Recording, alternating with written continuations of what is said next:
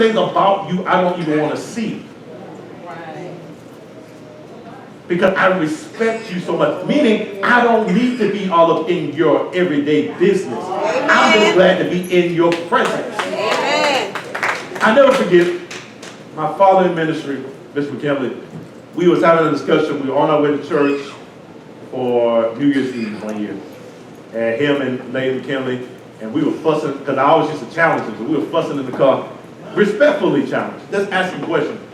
And I was saying, Mr. McKinley, when you going to write a book on towards Reformed Pentecostal theology, because he was Reformed and Charismatic, he says, I'm not going to write that, you're going to write that book. I said, why am I going to write that book? You need to write the book. You're the architect of this Reformed Pentecostal movement. And he says, well, I'm not Pentecostal. I said, what do you mean you're not Pentecostal? He said, I'm not a Pentecostal. I'm a Protestant. He just went down this whole list of stuff. I said, okay, whatever. We get to church, he said, yeah! He's like, yeah! And he just carrying on, exhorting the people, and he stopped. He looked at me. I looked at him. He was like, you're so right. But you know what I did? I hit my face. No, I don't want you to laugh. This is serious. I hid my face. I didn't gloat in the fact that I was right, he was wrong, because I respected him. Even though I was right and he was wrong, I respected him so much, I covered my... I didn't look at this moment where he was wrong in front of his son. And the problem with many of you all is, you are always in the face of people who got something to say about the God you say you love so much. And when things go wrong in the kingdom, you're the main one looking versus turning your face. I know that's not right, but I respect God and the church and the leaders so much, I'm not going to entertain that. Church people are the biggest carriers of church gossip, not the world.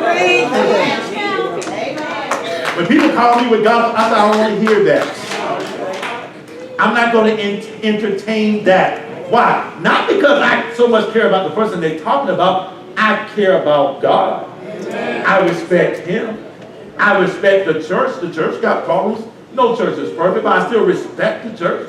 I still believe in the church. I still believe in the kingdom, so that I'm not going to entertain certain conversations. I'm not going to look at certain stuff about the church and put my 2 cents on it. Why? Because I have a reverent perspective.